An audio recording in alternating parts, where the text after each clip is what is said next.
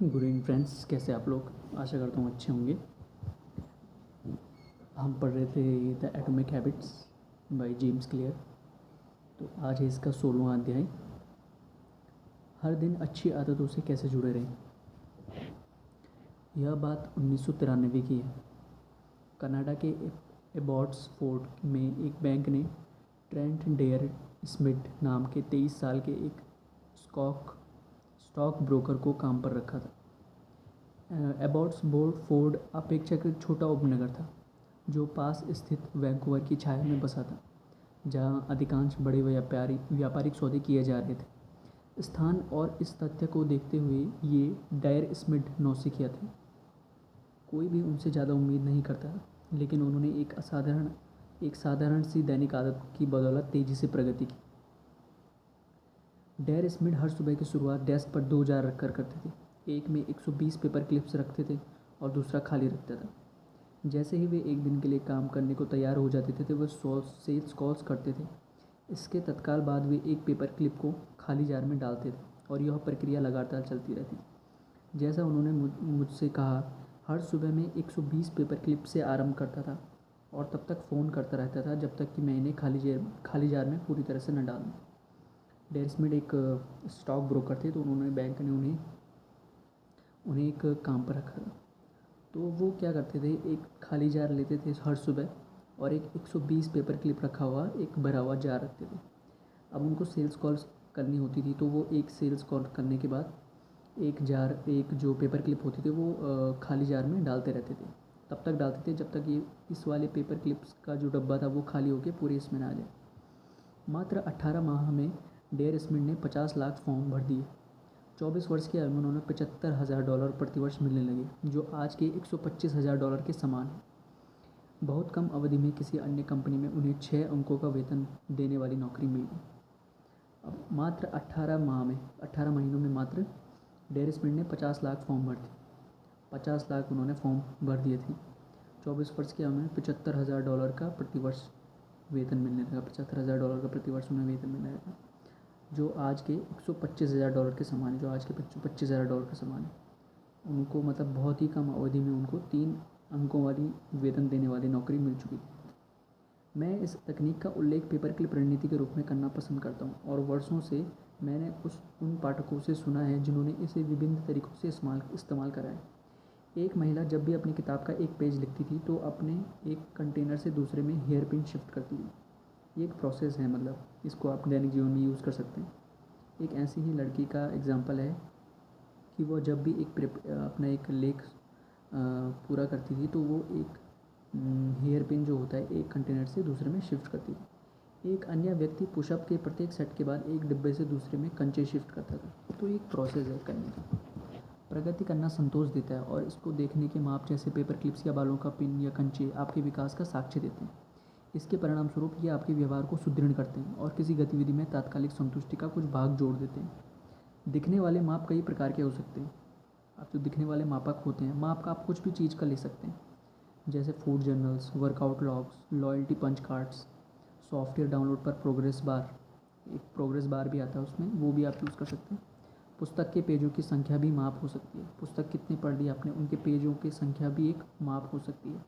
लेकिन अपने विकास को मापने का सर्वोत्तम तरीका है हैबिट ट्रैकर। हैबिट ट्रैकर आता है एक, जो आप एक कार्ड पे अपनी डेली हैबिट्स को नोट डाउन करते हैं, तो वो सबसे प्रभावी तरीका उस चीज़ का माना जाता है। दूसरा टॉपिक से आदतों को किस तरह बनाए रखें। अब जो आदतें हैं आपकी, किस तरह उनको रेगुलर रखें। हैबिट ट्रैकर एक सरल उपाय है जो बताता है कि आपने आदत का पालन किया या नहीं।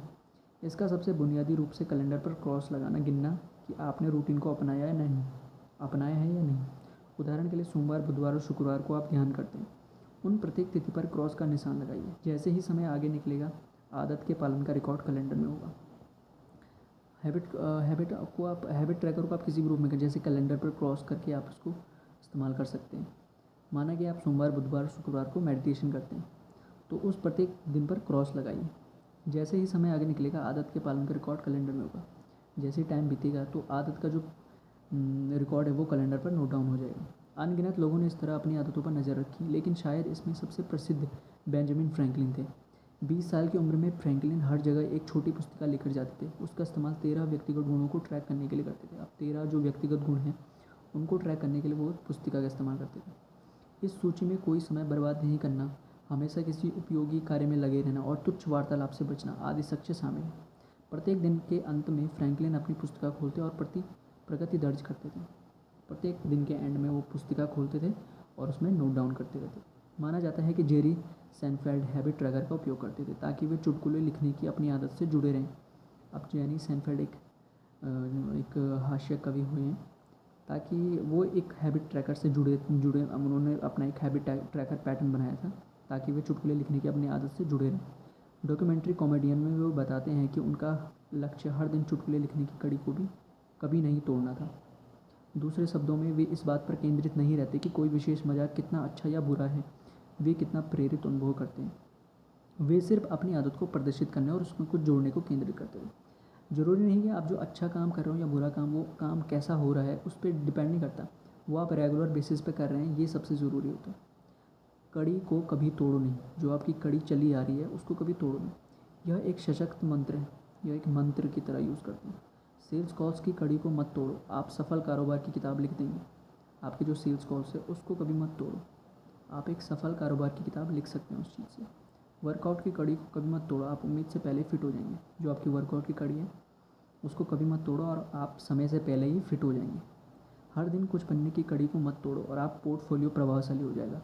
हर दिन कुछ करने की कड़ी को कभी मत तोड़ो और जो आपका पोर्टफोलियो है वो स्ट्रांग हो जाएगा। हर दिन कुछ बनने की कड़ी को मत तोड़ो। हैबिट ट्रैकिंग इसलिए शक्तिशाली होती है क्योंकि इसमें व्यवहार बदलने के कई नियमों का लाभ मिलता है। यह व्यवहार को स्पष्ट, आकर्षक और संतोषप्रद बनाती है। स्पष्ट, आकर्षक और सेटिस्फैक्टरी। आइए प्रत्येक को अलग करके देखें। अब अलग अलग करके सबको देखते हैं। लाभ एक, पहला लाभ क्या है? हैबिट ट्रैकिंग स्पष्ट होती है। जो आपका हैबिट ट्रैकिंग है वो स्पष्ट प्रोसेस है। अपनी अंतिम क्रिया को रिकॉर्ड करने से एक ट्रिगर बनता है जो आपके अगले कार्य का आरंभ कर सकता है। आपकी जो प्रत्येक जो क्रिया होती है उसके जो अंत होता है उसका रिकॉर्ड करना एक ट्रिगर बन जाता है अगली कार्रवाई को शुरू करने का। हैबिट ट्रैकिंग स्वाभाविक रूप से आपके कैलेंडर पर एक्स की रेखा या आपके खाने के रिकॉर्ड में भोजन की सूची को देखे जाने योग्य संकेतों की श्रृंखला बनाती है।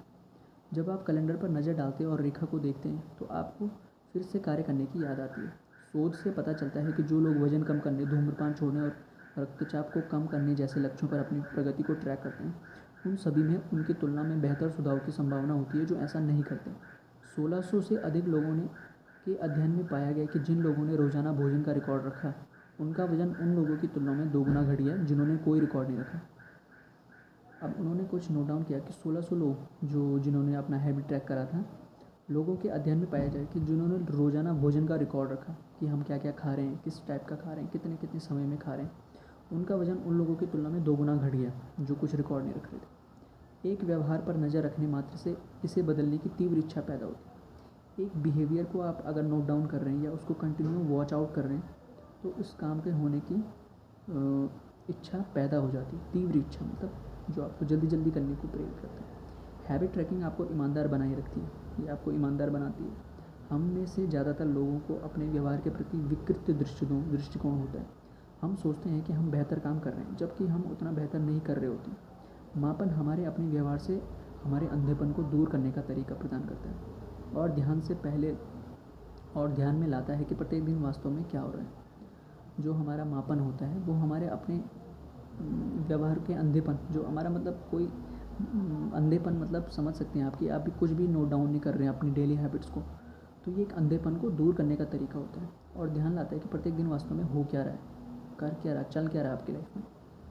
कंटेनर पर पेपर क्लिप्स पर नज़र डालने से आप तुरंत जान जाते हैं कि आपने कितना काम किया। अब जो कंटेनर शिफ्ट करने वाली बात है उसमें से जो भरा हुआ कंटेनर और खाली कंटेनर में आप जितनी क्लिप्स देखेंगे तो उससे आपको पता चल जाएगा कि यार मैंने अभी तक क्या क्या काम किया या नहीं किया, वो भी पता चल जाएगा। जब साक्ष्य ठीक आपके सामने होता है तो खुद से झूठ बोलने की संभावना कम होती है।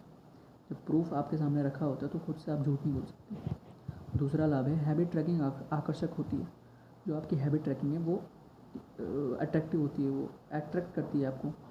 प्रेरणा का सबसे प्रभावी रूप प्रगति होता है। जब हमें संकेत मिलता है कि हम आगे बढ़ रहे हैं तो हम उस रास्ते पर आगे बढ़ने के लिए ज़्यादा प्रेरित हो जाते हैं। इस तरह हैबिट ट्रैकिंग का अभिप्रेरणा पर व्यसनकारी प्रभाव पड़ सकता है। प्रत्येक छोटी जीत आपकी इच्छा की पूर्ति करती है। प्रत्येक छोटी से छोटी जीत जो होती है वो आपकी इच्छा को पूर्ण करती है। किसी बुरे दिन यह विशेष रूप से शक्तिशाली हो सकती है। कभी भी आपका अगर कोई बुरा दिन चल रहा है तो ये शक्तियाँ एक शक्ति के रूप में हो सकता है। हैबिट ट्रैकिंग आपको शक्तिशाली बनाता है। जब आप निराश महसूस कर रहे होते हैं तो आपके द्वारा पहले से की गई सभी प्रगति को भूलना आसान होता है। जब आप निराशा से भर जाते हैं, महसूस करते हैं, आप निराश होते हैं, तो आपके द्वारा जो पहले की गई कार्यवाहियाँ हैं, जो आपकी हैबिट ट्रैकिंग है, वो भूलना बहुत आसान होता है। वो आपके दिमाग से पूरी वॉश आउट हो जाती है। हैबिट ट्रैकिंग आपकी कड़ी मेहनत को देखे जाने योग्य प्रमाण पर प्रदान करती है। आप कितनी दूर आ गए हैं इसका एक सूक्ष्म रिमाइंडर होता है कि आपने क्या क्या अचीव कर लिया है अब तक। छोटे छोटे जो टारगेट होते हैं वो अचीव करके भी आपको खुशी मिलती है। आप प्रत्येक सुबह जो खाली वर्ग देखते हैं वह आपको आरंभ करने के लिए प्रेरित कर सकता है। जो कॉलम ब्लैंक होते हैं, सुबह उठ के आपने जो कॉलम बनाए हैं, अगर वो ब्लैंक हैं तो वो आपको शुरुआत करने के लिए एक एनर्जेटिक फील देते हैं, क्योंकि आप रेखा को तोड़कर अपनी प्रगति नहीं खोना चाहते। क्योंकि आप रेखा को तोड़कर या कंसिस्टेंट जो प्रोसेस चल रही है उसको तोड़कर आप अपनी प्रगति को नहीं खोना चाहते। तीसरा लाभ है हैबिट ट्रैकिंग संतोषजनक होती है। यह सबसे महत्वपूर्ण लाभ है। ट्रैकिंग स्वयं पुरस्कार का रूप बन सकती है। अपनी कार्य सूची से एक आइटम को हटाना, अपने वर्कआउट लॉग में एक प्रविष्टि को पूरा करना या कैलेंडर पर एक क्रॉस अंकित करना संतोषजनक होता है। परिणामों को बढ़ता देखना आपको अच्छा लगता है। परिणाम जो आ रहे हैं तो उसको देखना आपको अच्छा लगता है। चाहे आप निवेश पोर्टफोलियो का आकार हो या आपकी पुस्तक की पांडुलिपि की लंबाई हो, और यदि अच्छा अनुभव होता है तो आपके टिके रहने की अधिक संभावना होती है। जब आप अच्छा अनुभव करते हैं तो आपके अधिक टिके रहने की ज़्यादा संभावना होती है। हैबिट ट्रैकिंग गेंद पर नज़र रखने में आपकी मदद करती है। आप परिणाम के बजाय प्रक्रिया पर ध्यान केंद्रित करते हैं।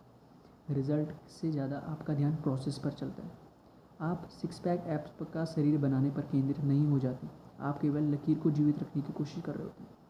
आप सिक्स पैक ऐप या बॉडी ट्राइसेप्स बाइसेप्स नहीं बनाना चाहते।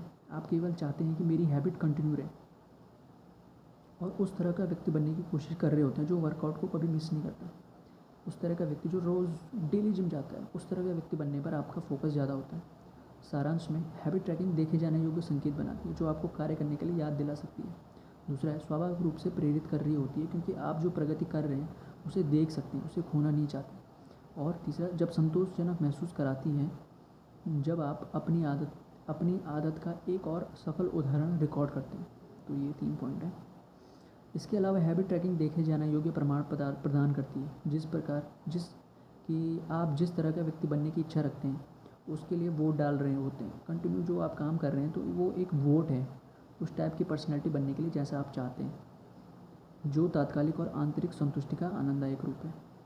जो तात्कालिक और जो आंतरिक संतुष्टि है, अपने अंतर्मन की जो आपकी इच्छा पूर्ण हो रही है उसकी जो संतुष्टि है, उसका आनंददायक रूप है। आप आश्चर्य कर रहे होंगे कि यदि हैबिट ट्रैकिंग इतनी उपयोगी है तो मैंने इसके बारे में चर्चा करने से पहले इतनी प्रतीक्षा क्यों की। आप सोच रहे होंगे कि इतना वेट क्यों करा आपने, जब तक इसको डिस्कस क्यों नहीं किया अभी तक। सभी लाभों के बावजूद मैंने इस पर चर्चा अब तक एक असाधारण कारण से नहीं की थी। एक कारण है उसके पीछे, असाधारण उसकी वजह से नहीं। बहुत से लोग ट्रैकिंग और मापने के विचार का विरोध करते हैं। बहुत से लोग करते हैं कि यार ये नहीं होना चाहिए। यह एक बोझ की तरह महसूस होता है, एक बर्डन लगता है, क्योंकि यह आपको 2 आदतों पर विवश करता है। ये 2 आदतों को करने पर आपको विवश करता है। आप जिस आदत को बनाने की कोशिश कर रहे हैं, फिर उसे ट्रैक करने की आदत। आप एक तो फोकस करना पड़ रहा है और ऊपर से उसको ट्रैक करना पड़ रहा है, उसको लिखना पड़ रहा है। जब आप पहले से किसी आहार योजना का पालन कर रहे हो के लिए जूझ रहे होते हैं, किसी डाइट प्लान को आप मतलब फॉलो करने के लिए आप जूझ रहे होते हैं अपने अंदर ही अंदर, तो कैलोरी की गिनती परेशानी की तरह लगती है। तो कैलोरी को नोट डाउन करना कि कितनी कैलोरी मैंने ली, उसको ना परेशानी की तरह वो चीज़ महसूस होती है कि यार चलो नोट डाउन करना पड़ेगा बहुत। जब आपके पास करने के लिए काफ़ी काम हो तो हर बिक्री कॉल को लिखना थकाऊ लगता है। जब आप पे बहुत काम का लोड होता है तब हर एक सिंगल कॉल को नोट डाउन करना बहुत मुश्किल लगता है। यह कहना आसान लगता है, मैं सिर्फ थोड़ा कम भोजन लूँगा। ये बहुत आसान लगता है बोलना, यार मैं थोड़ा कम भोजन लूँगा या मैं खूब कोशिश करूँगा। बहुत अच्छा लगता है ऐसा बोलना, मतलब बहुत ईजी लगता है कि हाँ मैं खूब कोशिश करूँगा। या मैं इसे याद रखूँगा, या ऐसा बोलना भी ईज़ी होता है कि हाँ चलो मैं इसको याद रखूँगा। लोग अनिवार्य रूप से मुझे ऐसी बातें बताते हैं जैसे मेरे पास एक निर्णय पत्रिका है, लेकिन काश मैंने इसका अधिक उपयोग किया होता। ऐसे बोलते हुए उनको काफ़ी लोग मिलते हैं कि जो कहते हैं कि मेरे पास एक निर्णय पत्रिका तो है, लेकिन काश मैंने इसका प्रयोग किया होता। या मैंने एक सप्ताह अपने वर्कआउट को रिकॉर्ड किया, लेकिन फिर छोड़ दिया। मैं वहाँ अपने आप ही गया। मैंने एक बार अपनी कैलोरी ट्रैक करने के लिए फूड ब्लॉग बनाया। मैं इसे सिर्फ एक भोजन के लिए करने में कामयाब रहा और फिर छोड़ दिया। तो ऐसे कहने वाले बहुत लोग होते हैं। ट्रैकिंग सभी के लिए नहीं है और आपके पूरे जीवन को मापने की कोई आवश्यकता नहीं है, लेकिन लगभग हर किसी को इसका फ़ायदा किसी न किसी रूप में मिल सकता है, भले ही यह केवल अस्थायी हो। भले ही अस्थायी फ़ायदा हो, लेकिन हर किसी को हैबिट ट्रैकिंग का फ़ायदा मिलता ज़रूर है। हम ट्रैकिंग को आसान बनाने के लिए क्या कर सकते हैं? अब एक अगला पॉइंट है कि हम इसको आसान बनाने के लिए क्या कर सकते हैं। सबसे पहले जहाँ भी संभव हो मापन को स्वचालित किया जाना चाहिए। जो आपका मापन है उसको ऑटोमेट कर दीजिए। आप शायद यह जानकर आश्चर्यचकित होंगे कि आप जाने बिना ही कितना ट्रैक कर रहे हैं। आप ये सुनकर आश्चर्यचकित होंगे कि आप न चाहते हुए भी बहुत कुछ ट्रैक कर रहे होते हैं अपने माइंड में। आपका क्रेडिट कार्ड स्टेटमेंट यह बताता है कि आप खाने के लिए कितनी बार बाहर जाते हैं। क्रेडिट कार्ड जो स्टेटमेंट है वो यह बताता है कि आप कितनी बार बाहर जाते हैं, रेस्टोरेंट में, होटल में। आपका फिटबिट यह दर्ज करता है कि आप कितने कदम उठाते हैं और कितनी देर तक सोते हैं। अब एक फिटबिट आपके फ़ोन में भी होता है, स्टेप ट्रैकर वगैरह, वो ये बताता है कि आप कितना पैदल चल रहे हैं या कितना देर सो रहे हैं। ये सब चीज़ें नोट डाउन होती हैं। आपका कैलेंडर रिकॉर्ड करता है कि आप प्रत्येक वर्ष कितने नए स्थानों की यात्रा करते हैं। आपका जो कैलेंडर है वो भी शो करता है आपको कि आप कितने नए जगहों का अभी ट्रैवल कर चुके हैं, कहाँ कहाँ। एक बार जब आप डेटा हासिल करना जान जाते हैं तो अपने कैलेंडर में एक नोट जोड़ दें और प्रत्येक सप्ताह या प्रत्येक महीने इसकी समीक्षा करें, जो हर दिन इसे ट्रैक करने की तुलना में अधिक व्यावहारिक है। मतलब ज़्यादा इजी है कि आप कैलेंडर के साथ एक नोट छोड़ दें, हल्का सा एक नोट डाउन कर लें और उसमें लिख दें नोट डाउन में कि उसका इस महीने में कहाँ कहाँ घूमने गया या कितना प्रतिशत किस चीज़ में मेरा समय गया। तो वो ज़्यादा ईजी है आपको करना। दूसरा है मैनुअल ट्रैकिंग आपकी सबसे महत्वपूर्ण आदतों तक सीमित होनी चाहिए। जो मैनुअल ट्रैकिंग है वो आपकी सबसे महत्वपूर्ण आदतें, जो आपकी मेन आदतें हैं, वहाँ तक सीमित होना चाहिए। छुटपुट रूप से 10 आदतें ट्रैक करने की बजाय एक आदत को ट्रैक करना बेहतर होता है। छोटी छोटी आदतों को ट्रैक करने की बजाय एक महत्वपूर्ण आदत को ट्रैक करना बहुत ईजी होता है। अंत में आदत बनने के तुरंत बाद प्रत्येक माप को रिकॉर्ड करें। अब जब आदत बन गई तो उसके प्रत्येक माप को आप रिकॉर्ड कर सकते हैं। व्यवहार का पूरा होना वह संकेत है कि उसे लिखा जाना चाहिए। व्यवहार का जो आदत का जो संकेत है उसको लिखा जाना बहुत ज़रूरी होता है। यह दृष्टिकोण आपको आदत ट्रैकिंग के साथ अध्याय 5 में वर्णित आदत को क्रमबद्ध करने की विधि के संयोजित करने की गुंजाइश देता है। अब जो 5वें अध्याय में हमने पढ़ा था कि आपकी क्रमबद्ध करने की जो विधि है, आप कैसे कैसे सीक्वल वाइज चीज़ों को अरेंज करते हैं, उससे काफ़ी संबंधित है। अब इसमें एक फॉर्मूला है, आदत को क्रमबद्ध करने प्लस आदत को ट्रैक करने का फॉर्मूला। क्रमबद्ध करना और ट्रैक करने का फॉर्मूला प्लस करके दोनों को इसको इक्वल टू करके है वर्तमान आदत के बाद मैं आदत ट्रैक करूँगा। जो वर्तमान आदत है उसके बाद मैं ट्रैक करूँगा, इस चीज़ को नोट डाउन करूँगा। अब इसमें कुछ पॉइंट है। पहला पॉइंट है, एक सेल्स कॉल करने के लिए मैं फ़ोन पूरा करने के बाद एक पेपर क्लिप हटाऊँगा। एक सेल्स कॉल करने के बाद मैं इस पेपर क्लिप को इस डब्बे में डाल दूँगा। दूसरा पॉइंट है, जैसे ही मैं जिम से एक सेट पूरा करूँगा मैं इसे वर्कआउट जर्नल में लिखूँगा। जैसे मैं जिम में एक सेट पूरा करूँगा मैं उसे लिख दूँगा।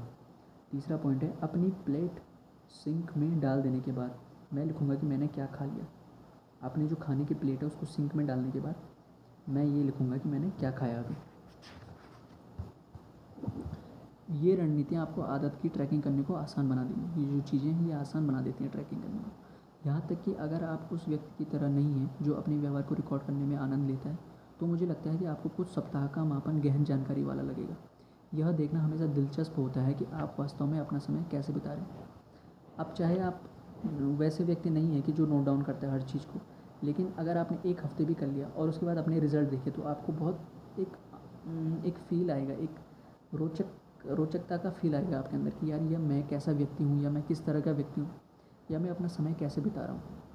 इसी कारण कहा जाता है कि किसी न किसी बिंदु पर हर आदत की लकीर समाप्त हो जाती है। इसलिए कहा जाता है कि हर किसी न किसी पॉइंट पे किसी न किसी पॉइंट पे आकर आदत की जो लकीर है वो ख़त्म हो जाती है, वो पॉइंट ख़त्म हो जाता है आदत। और किसी भी एकल माप से अधिक महत्वपूर्ण यह है कि जब आपकी आदतें पटरी से उतरने लगें तो उसके लिए एक अच्छी योजना हो। और हैबिट ट्रैकिंग इसलिए भी ज़रूरी है कि ताकि आप किसी पॉइंट पे अगर आपकी आदतें छूट रही हैं आपसे, तो उनको दोबारा से कैसे रिसेट किया जाए या रिस्टार्ट किया जाए। जब आदत छूट जाए तो किस तरह उसकी तत्काल उसे प्राप्त करें।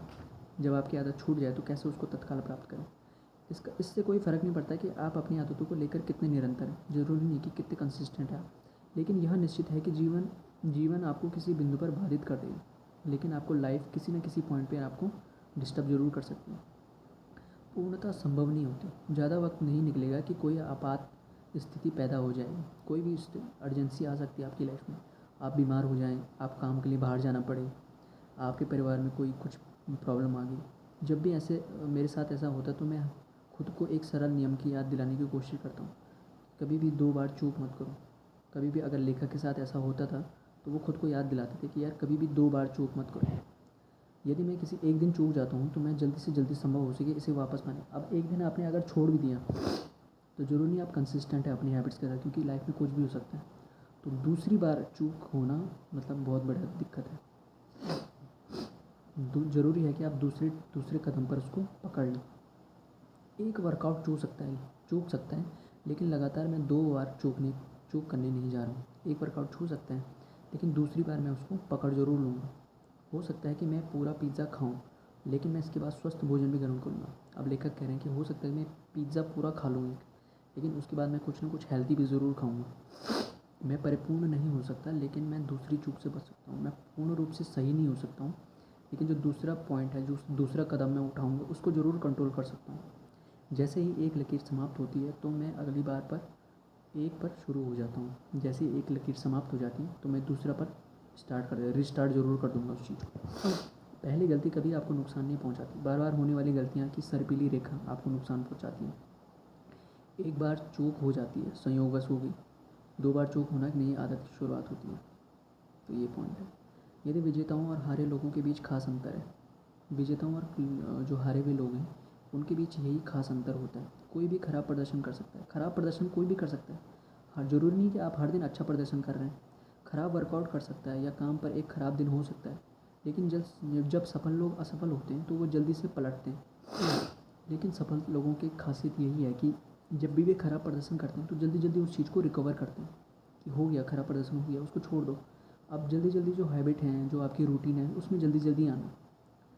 किसी आदत को टूटने से कोई फ़र्क नहीं पड़ता अगर आपकी उसकी पुनः प्राप्ति तेज़ हो। किसी आदत का छूट जाना उतना इफ़ेक्टिव नहीं है अगर आप उसको दोबारा से रिकवरी बहुत फास्ट करते हैं। मुझे लगता है कि यह सिद्धांत इतना महत्वपूर्ण है कि मैं इससे जुड़े रहना चाहूँगा। मैं चाहता हूँ कि मैं इससे जुड़ा रहूँ, मैं इस चीज़ से जुड़ा रहूँ हमेशा। भले ही मैं एक आदत के रूप में पूरी तरह से मैं जैसा चाहूँ वैसा ना कर सकूँ। अक्सर हम अपनी आदतों के साथ एक या कुछ भी नहीं के चक्कर में गिर जाते हैं। एक या तो कुछ भी नहीं, इस चक्कर में हम फंस जाते हैं। समस्या फिसलना नहीं है। अब यहाँ पे समस्या फिसलना नहीं होती। फिसल गए तो कोई बात नहीं। समस्या यह सोच है कि यदि आप सटीक तरह से कुछ नहीं कर सकते तो आपको इसे बिल्कुल नहीं करना चाहिए। अगर आप सटीक तरह से कुछ नहीं कर सकते तो आपको उसको बिल्कुल नहीं करना चाहिए। ये सोच गलत होती है हमारी। आपको यह महसूस तक नहीं होता कि आपके बुरे वक्त दिनों में यह कितना मूल्यवान रहता है। आपको ये सोचना चाहिए कि आपके जब भी बुरा वक्त चल रहा है तो हैबिट ट्रैकिंग या जो भी आपको आदतों का क्रम है ये आपको कितना यूज़फुल हो रहा है उन चीज़ों में। जब आप निराशा में चले जाते हैं या जब आप लो महसूस करते हैं उस टाइम ये चीज़ें आपको कितना बूस्ट करती हैं, वो चीज़ आपको याद। बर्बाद हुए दिन आपको उससे अधिक चोट पहुंचाते हैं। जो आपके दिन बर्बाद होते हैं जिसमें आप कुछ भी नहीं करते, वो दिन आपको ज़्यादा चोट पहुंचाते हैं।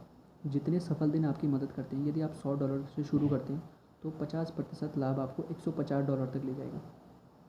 माना आप ₹100 से शुरू करते हैं तो 50% जो चांसेस हैं ये आपको $150 तक ज़रूर ले जाएगा। लेकिन आपको $100 की स्थिति में वापस लौटने के लिए केवल 33% नुकसान की आवश्यकता होगी। लेकिन जब आप वापस $100 पे लौटेंगे तो आपको 33% नुकसान की ज़रूरत होती है, जबकि फ़ायदा होने में आपको 50% का फ़ायदा होता है।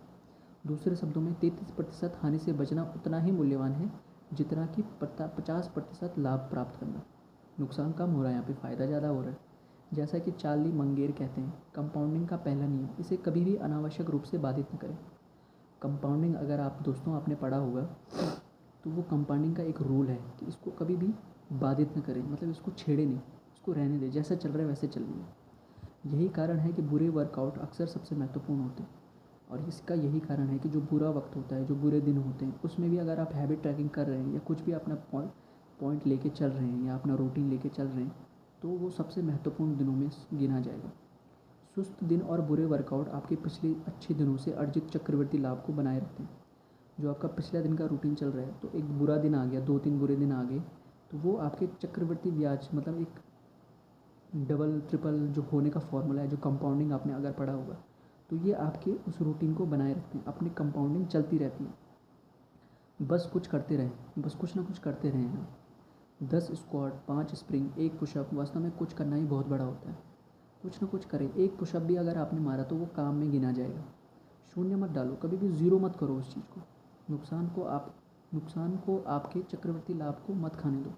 जो नुकसान है उसको अभी चक्रवृद्धि ब्याज को मत खाने दो। आपका जो ब्याज आ रहा है, जो आपका जैसे बैंक से लोन लेते हैं ना, तो उस पर इंटरेस्ट बढ़ता रहता है, तो उस इंटरेस्ट को खाने मत दो उस चीज़ को। इसके अलावा हमेशा यह अहम नहीं होता कि वर्कआउट के दौरान क्या होता है। मेहता उस प्रकार का व्यक्ति बनने हैं जो वर्कआउट चुकता नहीं। अब जो मैंने पहले कहा था, इसमें बहुत सारे लाइन रिपीट होगी कि ज़रूरी नहीं है आप वर्कआउट कैसा कर रहे हैं या उस दिन क्या हुआ, ज़रूरी है कि आप उस हैबिट को कंसिस्टेंट रख रहे हैं। उस चीज़ से फ़र्क पड़ता है। जब आप अच्छा महसूस कर रहे हो तो प्रशिक्षण लेना आसान होता है, लेकिन जब आप ऐसा महसूस नहीं कर रहे होते हैं तो वहाँ दिखना महत्वपूर्ण होता है। भले आप क्लास में अटेंडेंस लगा रहे हैं बस नाम के लिए, लेकिन क्लास में होना ही बहुत महत्वपूर्ण होता है। भले ही आप उम्मीद से कम करें, चाहे आप उम्मीद से कम कर रहे हैं, लेकिन आ तो गए ना, प्रेजेंट तो हैं आप वहाँ पे। 5 मिनट के लिए जिम जाने से आपके प्रदर्शन में सुधार नहीं हो सकता, लेकिन आपकी अटेंडेंस वहाँ पे बहुत महत्वपूर्ण वो करती है, आपकी पहचान को सुदृढ़ करती है वो चीज़। व्यवहार परिवर्तन में सब या कुछ नहीं चक्र एक खतरा है। जो व्यवहार आपका परिवर्तन हो रहा है उसमें एक जो खतरा है वो एक लाइन का है कि या तो सब या तो कुछ नहीं। ये एक बहुत खतरा होता है जो आपकी आदतों को पटरी से उतार सकता है। एक अन्य संभावित खतरा, खासकर यदि आपके पास हैबिट ट्रैकिंग का उपयोग कर रहे हैं, तो आप गलत चीज़ को माप सकते हैं। अगर आप हैबिट ट्रैकिंग कर रहे हैं तो आप गलत चीज़ को भी माप सकते हैं। जो आपकी आदतों में सही चीज़ नहीं है उसको भी आप ट्रैक कर सकते हैं। ये भी एक खतरा है यहाँ पर। और अगला पॉइंट है, आदत को कब ट्रैक करना है कब नहीं, यह समझना कि कब ट्रैकिंग करनी है और कब ट्रैकिंग नहीं करनी है, वो भी बहुत महत्वपूर्ण पॉइंट। मान लीजिए आप एक रेस्टोरेंट चले गए, आप जानना चाहते हैं कि क्या आपका शेफ़ अच्छा काम कर रहा है। अब आप चाहते हैं कि जो मैंने ऑर्डर दिया किचन में वो अच्छी तरह बन रहा है या नहीं कर रहा है, शेफ़ अच्छा काम कर रहा है या नहीं कर रहा है। सफलता का मापने का एक तरीका इस पर नज़र रखना है कि प्रतिदिन आपने कितने ग्राहक भोजन का भुगतान करते हैं। यदि अधिक ग्राहक आते हैं तो भोजन अच्छा होना चाहिए। यदि कम ग्राहक आते हैं तो कुछ गलत होना चाहिए। अब आप यहाँ पे देखते हैं, अगर ग्राहक ज़्यादा आ रहे हैं तो कुछ अच्छा होगा वहाँ पे, इसीलिए ग्राहक ज़्यादा आ रहे हैं। और अगर ग्राहक कम आ रहे हैं तो कुछ ना कुछ तो वहाँ पे पॉइंट है जिसके कारण वो ग्राहक नहीं ला पा रहे हैं। हालांकि यह माप दैनिक राजस्व केवल इस बात की सीमित तस्वीर देता है कि वास्तव में चल क्या रहा है। कोई भोजन का भुगतान करता है तो उसका मतलब यह नहीं कि उसको भोजन अच्छा लगा हो। ज़रूरी नहीं कोई पेमेंट कर रहा है तो ज़रूरी नहीं कि उसको भोजन अच्छा लगा हो, खाना अच्छा लगा होगा। ऐसी कोई संभावना नहीं होती कि असंतुष्ट ग्राहक भोजन करेंगे और भाग निकलेंगे। ऐसा कोई वो नहीं है, रूल नहीं है कि जिसको भोजन अच्छा लगा तो वो, जिसको भोजन अच्छा नहीं लगा तो वो भाग जाएगा वहाँ से बिना पेमेंट करे। पेमेंट तो वो भी करेगा। वास्तव में यदि आप केवल राजस्व को माप रहे हैं, केवल रॉयल्टी को माप रहे हैं आप अगर, तो भोजन खराब भी हो सकता है, ऑब्वियसली हो सकता है, लेकिन आप इसकी भरपाई मार्केटिंग या छूट या किसी अन्य विधि से करते हैं। लेकिन आपकी इसकी पूर्ति पता है किस चीज़ से करेंगे? डिस्काउंट देकर या कुछ टिप देकर, उससे आप इसकी पूर्ति कर सकते हैं। इसके बजाय यह ट्रैक करना अधिक प्रभावी हो सकता है कि कितने ग्राहक अपना भोजन पूरी तरह समाप्त करें। इससे अच्छा पॉइंट मतलब जो आप छूट वगैरह दे रहे हो ना, इससे अच्छा पॉइंट ये है कि आप ये देखो कि यार कितने लोगों ने पूरी प्लेट में खाया, पूरी प्लेट खा दी, मतलब कुछ भी छोड़ा नहीं उसमें। ये ज़्यादा प्रभावी तरीका साबित हो सकता है कि कितने ग्राहक अपना भोजन पूरी तरह समाप्त करते हैं, या शायद उन ग्राहकों का प्रतिशत जो उदारता के साथ टिप छोड़ते हैं या जो आपको टिप देते हैं, उनका परसेंटेज भी रखना एक बहुत प्रभावी रूप से कारगर चीज़ हो सकती है। किसी विशेष व्यवहार को ट्रैक करने का नकारात्मक पक्ष यह है कि हम इसके पीछे के उद्देश्य की बजाय संख्या से प्रेरित हो जाते हैं। किसी विशेष व्यवहार के ट्रैक करने के पीछे नेगेटिव पहलू ये होता है कि हम इसके पीछे उद्देश्य, जो इसके पीछे का उद्देश्य है, उसके बजाय उस चीज़ पे फोकस करते हैं कि कितने लोगों ने इसको फॉलो करा है, उस चीज़ से हम ज़्यादा प्रेरित होते हैं। ये एक नेगेटिव पहलू है इस चीज़ का। यदि आप सफलता को त्रैमासिक आय के आधार पर मापा जाता है यदि आपकी सफलता को त्रैमासिक आय के आधार पर मापा जाता है, तो आप त्रैमासिक आय के लिए बिक्री, रॉयल्टी और लेखांकन को उसके अनुकूल करेंगे। अगर 3 महीने क्वार्टरली आपके उसको देखा जाता है, एक पोर्टफोलियो को देखा जाता है, तो राजस्व, लेखांकन और अनुकूल, इन 3 तरीक़ों से आप उसके लिए काम करेंगे। यदि आपकी सफलता को पैमाने पर कम संख्या से मापा जाता है, तो आप स्केल पर कम संख्या के लिए अनुकूल करेंगे। भले ही इसका मतलब है कि क्रैश डाइट, जूस क्लेंच और वसा घटाने की गोलियां लेना ही क्यों ना हो। मानव मन सिर्फ जीत चाहता है, चाहे जो खेल खेला जा रहा हो। मानव का माइंड वही है, केवल जीतना चाहता है, चाहे खेल कोई सा भी हो। यह खतरा जीवन के कई क्षेत्रों में स्पष्ट होता है। हम सार्थक काम करने की बजाय लंबे समय तक काम करने पर ध्यान केंद्रित करते हैं। हम स्वस्थ होने के बारे में जितना केंद्रित होते हैं, उससे ज़्यादा हम 10,000 कदम चलने की परवाह करते हैं। हम सीखने, जिज्ञासा और महत्वपूर्ण सोच पर जोर देने की बजाय मानवीकृत परीक्षणों के लिए सिखाए जाते हैं। संक्षेप में, हम उस बात के लिए अनुकूलित होते हैं जिसे माप सकें। जिस चीज़ को हम मतलब नोट डाउन कर सकते हैं, जिसको हम रिकॉर्ड कर सकते हैं, उस चीज़ के लिए ज़्यादा अनुकूल बने हैं। जब हम गलत माप चुनते हैं तो हम गलत व्यवहार प्राप्त करते हैं। अगर हम गलत चीज़ को ट्रैक कर रहे हैं तो हम गलत बिहेवियर में जा रहे हैं, गलत टाइप का कैरेक्टर हमारे अंदर बन रहा है। इसे कभी कभी गुडहार्ट विधि के रूप में जाना जाता है। गुडहार्ट एक विधि होती है। यह अर्थशास्त्री चार्ल्स गुडहार्ट के नाम पर रखा गया है, जो कहता है जब एक उपाय लक्ष्य बन जाता है तो यह अच्छा उपाय नहीं रहता। एक आइडिया अगर आपका एम बन जाए तो ये अच्छा आइडिया नहीं है। माप केवल तभी उपयोगी होता है जब यह आपका मार्गदर्शन करता है और संदर्भ को एक बड़े चित्र में जोड़ता है, न कि तब जब यह आपका उपभोग करता है। प्रत्येक संख्या समग्र प्रणाली में फीडबैक का अंश मात्र है।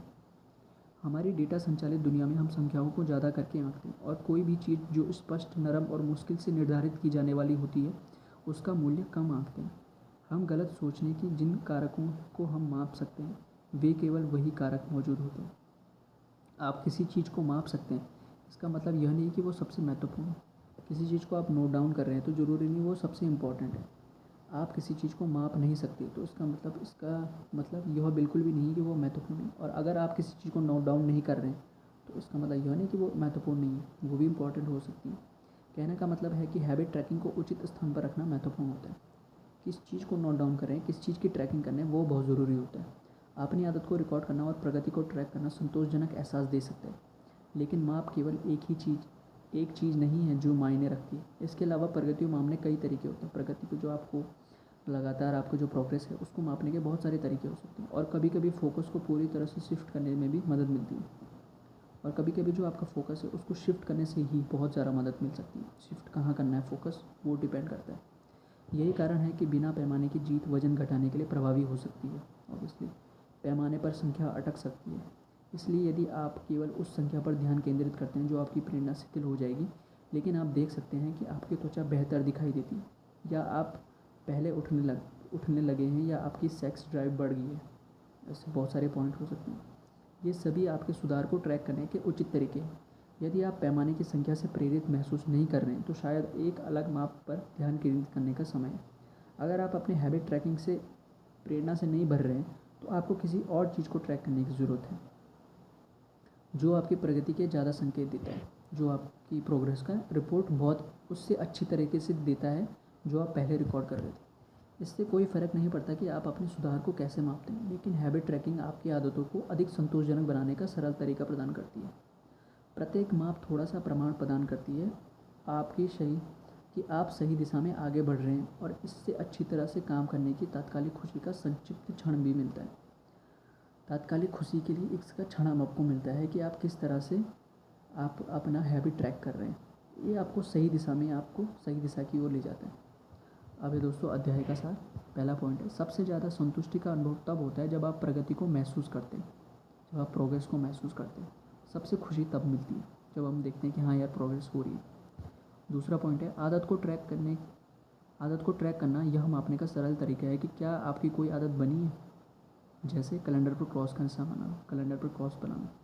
तीसरा पॉइंट है हैबिट ट्रैकिंग और माप के अन्य देखे जाने योग्य रूप आपकी प्रगति के स्पष्ट साक्ष्य देकर आपकी आदत को संतोषप्रद बना सकते हैं।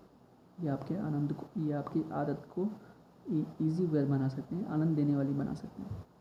चौथा है कड़ी को कभी नहीं तोड़ें, जो कंसिस्टेंसी है उसको कभी नहीं तोड़ें।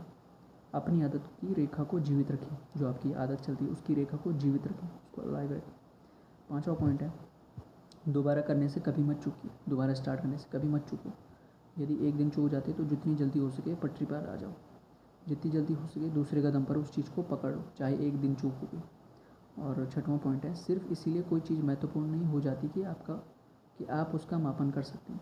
कोई भी चीज़ इसलिए इम्पोर्टेंट नहीं है कि आप उसको नोट डाउन कर रहे हैं। तो ये था दोस्तों आज का टॉपिक। कल हम पढ़ेंगे 17वां लेसन अध्याय इसका, किस तरह एक जवाबदेह भागीदारी हर चीज़ को बदल सकती है। जवाबदेही मतलब एक रिस्पॉन्सिबिलिटी अगर आप ले रहे हैं तो किसी चीज़ की, तो ये हर चीज़ को बदल सकती है, इसमें इतनी पावर होती है। तो thank you so much guys, आशा करता हूँ आज का वीडियो आपको अच्छा लगा होगा। Thank you so much, good night.